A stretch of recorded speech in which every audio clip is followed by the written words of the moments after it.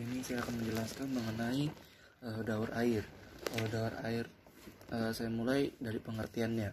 Daur air adalah proses yang terjadi secara terus-menerus dan tidak akan pernah berhenti. Dari air berubah menjadi awan, kemudian menjadi hujan. Jadi ada beberapa tahapan dari proses daur air ini. Saya akan menjelaskan dari yang pertama. Yang pertama terjadi itu adalah evaporasi. Evaporasi itu adalah proses penguapan air yang ada di permukaan akibat adanya energi panas dari sinar matahari yang terpancar ke bumi. Nah, proses evaporasi itu terjadi pada saat sungai, danau, dan waduk itu berubah menjadi awan. Itu dinamakan dengan evaporasi. Nah, yang kedua itu ada transpirasi. Transpirasi itu pengertiannya adalah akar tanaman akan menyerap air dan mengedarkannya ke daun untuk proses fotosintesis. Nah, itu jadi seperti yang tadi dikatakan, akar daun itu berarti tumbuhan. Jadi itu adalah proses pada saat tumbuh dari tumbuhan itu ke awan. Jadi itu dinamakan dengan proses transpirasi. Nah, kemudian ada yang ketiga tuh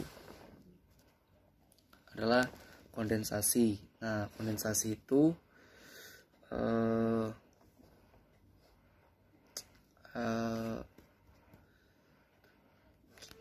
dia uap air akan berubah menjadi partikel es yang berukuran sangat kecil akibat dari pengaruh suhu udara yang rendah.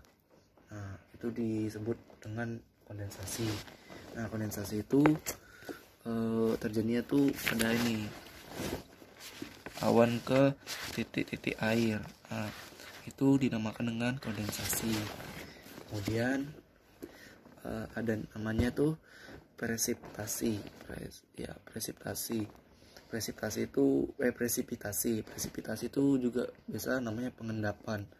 Nah, presipitasi itu adalah awan uap air yang telah terkondensasi kemudian turun ke permukaan bumi sebagai hujan karena pengaruh perubahan suhu atau angin panas. Nah, kemudian ada infiltrasi. Jadi infiltrasi itu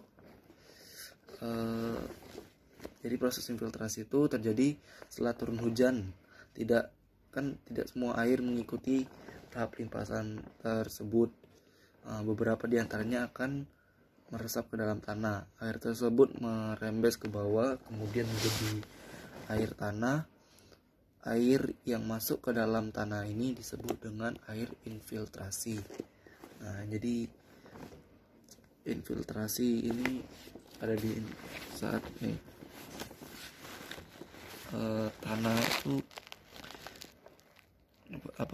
ke air tanah, itu disebut dengan infiltrasi. Ya. Sekian dari mengenai daur air ini. Terima kasih.